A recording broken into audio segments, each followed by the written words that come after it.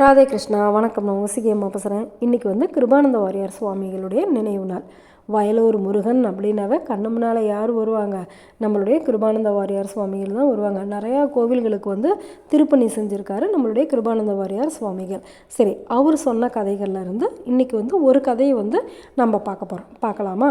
ஆராதனை நீங்கள் கேள்விப்பட்டிருப்பீங்க. சமாராதனை கேள்விப்பட்டிருப்பீங்களா? சரி, இந்த சமாராதனைனா என்ன அப்படின்னு கிருபானந்த வாரியார் சுவாமிகள் நம்மளுக்கு சொல்கிறாரு. சம் அப்படின்னா நல்ல, ஆராதனை அப்படின்னா வழிபாடு. நல்ல ஆராதனை அப்படிங்கிறது தான் சமாராதனை அப்படின்னு சொல்லப்படுது. நம்மளுடைய முன்னோர்கள் எப்படியெல்லாம் பேர் வச்சுருக்காங்க பாருங்கள். நீங்கள் ஒரு சக்கரை பொங்கலை எடுத்துகிட்டு போய் சிவபெருமானுக்கு படைச்சிங்கன்னு வச்சுக்கோங்க. அது ஏழைகளுக்கு திரும்ப வருமா? வராது.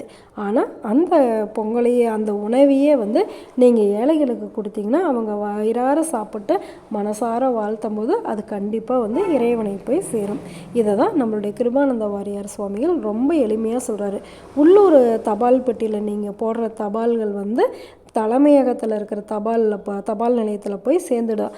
ஆனால் தலைமையகத்தில் போட்ட தபால் உள்ளூர் தபால் பெட்டிக்கு வராது. அதனால் உங்களுக்கு ஏதாவது உதவி செய்யணும் அப்படின்னு தோணுச்சு, உண்டியலில் ஏதாவது காசு போடணும் அப்படின்னு தோணுச்சு அப்படின்னாக்கா ஏழைகளுக்கு கொடுங்க. அந்த ஏழைகளுடைய வயிறு நிறைஞ்சாக்கா ஆண்டவனுடைய வயிறு நிறையும் அப்படின்னு சொல்லி நம்மளுடைய கிருபானந்த வாரியார் சுவாமிகள் சொல்லியிருக்காங்க.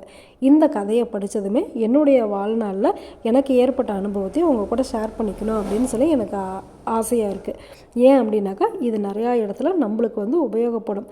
புரட்டாசி மாத சனிக்கிழமைகளில் கோவிலில் நிறைய அன்னதானம்லாம் கொடுப்பாங்க. அப்படி ஒரு தடவை அன்னதானம் கொடுக்கும்போது அதை வாங்கிறதுக்காக நாங்களும் போயிருந்தோம்.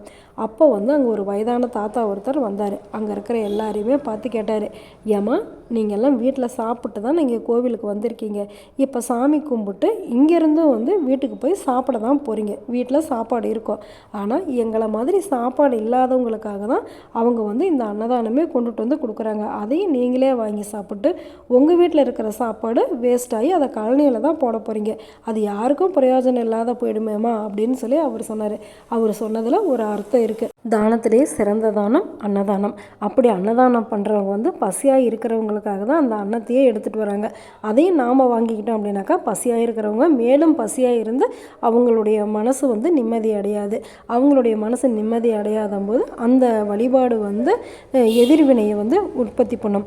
அதனால் கோவில்களுக்கு போனோம் அப்படின்னாக்கா இறைவனுடைய பிரசாதம் ரொம்ப ரொம்ப முக்கியமானது. நம்மளுக்கு எவ்வளோ தேவையோ அதை மட்டும் நம்ம வாங்கிக்கிட்டோம் அப்படின்னாக்கா அந்த அன்னம் யாருக்கு உணவு இல்லையோ அவங்களுக்கு போய் சேரும். நிறையா கோவில்களில் பாருங்கள், அன்னதானம் வாங்கி அதை சாப்பிட முடியாது, அதை வேஸ்ட்டு பண்ணுறாங்க. இப்படி அந்த உணவு வீணாகிறது அன்னதானம் கொடுக்குறவங்களுக்கு என்ன தோணும்? நம்ம இவ்வளோ கஷ்டப்பட்டு கொண்டுட்டு கொடுக்குறோம், ஆனால் இவ்வளோ இது வேஸ்ட் ஆயிடுச்சு அப்படிங்கிற எண்ணத்தில் அடுத்த தடவை அவங்களுக்கு கொடுக்கணுங்கிற எண்ணம் கூட வராத போயிடும். அதனால் நம்மளுடைய தேவைக்கு நம்ம வாங்கிக்கலாம். நம்மளுடைய தேவைக்கு அதிகமாக இருக்குது அப்படின்னாக்கா யாருக்கா இல்லாதவங்களுக்கு கொடுக்கலாம். தேவை அப்படின்னா நம்மளுக்கு ஒரு கோவிலுக்கு போகிறோம், எனக்கு பசிக்குது அப்படின்னா மட்டும் அந்த உணவை நம்ம வாங்கணும் அப்படின்னா தான் அது சிறப்பு. மற்றபடி இல்லாதவங்களுக்காக நீங்கள் வாங்கி கொடுக்குறதுல தப்பே கிடையாது. இனிமேல் எந்த கோவிலுக்கு போனாலும் உணவு, அதாவது பிரசாதத்தை வீண் பண்ண மாட்டோம் அப்படிங்கிற ஒரு உறுதிமொழியை கிருபானந்த வாரியார் சுவாமிகள் சொல்கிறதா நினச்சி நம்ம எடுத்துக்கலாமா? நல்லது நினைப்போம், நல்லதே நடக்கும், ஆனந்தமாக இருப்போம். ஓகே, பாய். ராதே கிருஷ்ணா.